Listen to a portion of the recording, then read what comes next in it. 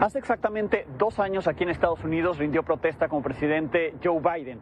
Ese día firmó varias órdenes ejecutivas, entre ellas algunas relacionadas con migración. Lo que es un hecho es que la crisis migratoria no se ha resuelto, incluso empeorado, y de hecho es la campaña de los republicanos en su contra porque no se ha solucionado. Eunice Rendón, es un placer contar contigo con tu visión migratoria.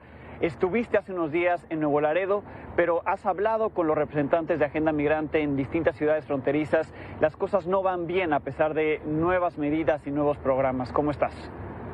Hola, ¿cómo estás, Alejandro? Bueno, pues efectivamente, sobre todo se están dando ciertos comportamientos distintos en diversos puntos de la frontera. Por ejemplo, mientras que en Tijuana están llegando muchos mexicanos, muchos provenientes de Michoacán y Guerrero, que salen principalmente por la violencia en sus lugares de origen, y también hay algunos hondureños, guatemaltecos, salvadoreños, etcétera, pero principalmente se están yendo para allá muchos de estos mexicanos que hablábamos. Ciudad Juárez se ha convertido un punto para venezolanos, nicaragüenses, y también para algunos centroamericanos, cubanos, también estas nacionalidades que entraron apenas hace algunas semanas al título 42, principalmente Ciudad Juárez se ha vuelto el punto para estos ciudadanos, para estos países. Y luego tenemos en los demás puntos fronterizos, por ejemplo, Tamaulipas, tenemos el caso de Nuevo Laredo, que tiene apenas algunos migrantes porque es donde más miedo les da. Tuve la oportunidad de estar esta semana también por allá y ver que pues hay un temor generalizado de hablar, de decir, de contar.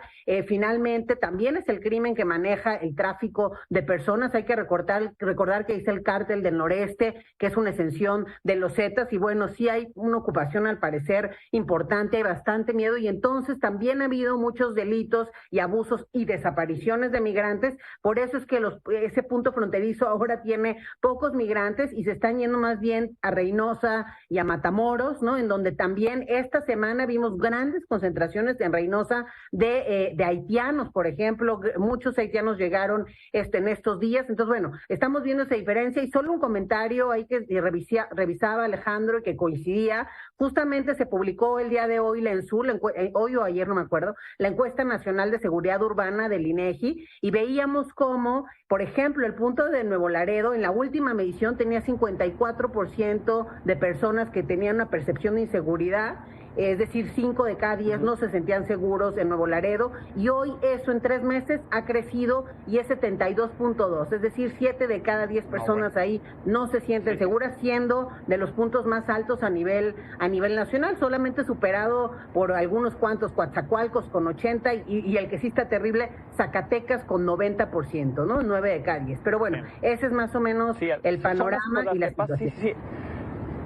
Sí, zonas por las que pasan los migrantes, no solamente en la frontera, sino estos lugares, ¿no?, de donde salen, e incluso los motivos que hacen que salgan muchos de los mexicanos que bien nos dices están desplazados, ¿no?, además de otros migrantes de distintas nacionalidades. Pero lo que apunta, sí, Nuevo Laredo, un lugar donde tiene esta percepción de inseguridad, porque además sí está ahí presente, bien dices, el cártel del noreste, y si bien pues el gobierno mexicano ha aceptado las políticas de Estados Unidos de recibir de nuevo a muchos migrantes bajo el título 42, más los que se acumulan ahí que todavía no alcanzan a cruzar a Estados Unidos, pues tampoco se alcanza a garantizar la seguridad para todos ellos. ¿Cómo van a unirse los programas que se acaban de anunciar? El CBP One, la gente está pudiendo acceder a esto, están siendo recibidos, al menos atienden sus solicitudes de esta manera.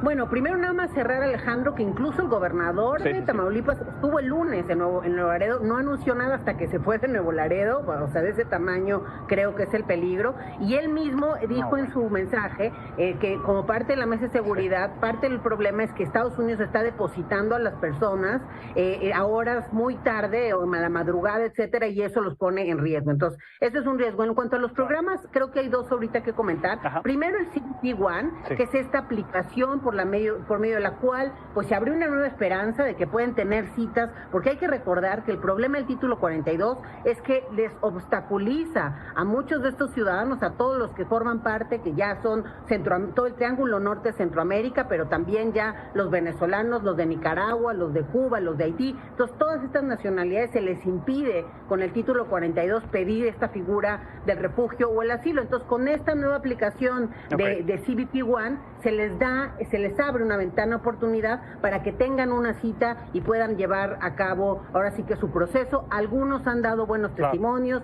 muchos lo que han dicho es que es insuficiente el número de citas, o que ellos están en un punto fronterizo y les dan la cita en otro, y eso lo vuelve pues peligroso y difícil también para las personas que están ahí. Totalmente complicado.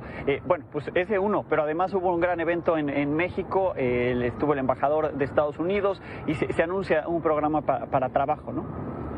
Sí, creo que ese es un punto que México creo que lo ha hecho bien, ha estado metiendo ese punto en las reuniones cuando fueron a ver a Biden en Estados Unidos. En esta segunda reunión lo hablábamos tú y yo, que uno de los puntos positivos es que había quedado el tema de movilidad laboral como uno de los compromisos, y creo que este evento corresponde justamente a esos compromisos. Se anunciaban hasta 400,000 visas laborales con esta movilidad, y creo que eso es positivo sin duda. Las vías legales, como lo hemos mencionado en este espacio, siempre serán la mejor opción para proteger a las personas y para disminuirle el negocio a los traficantes, que ya vemos pues que son además cada vez más peligrosos.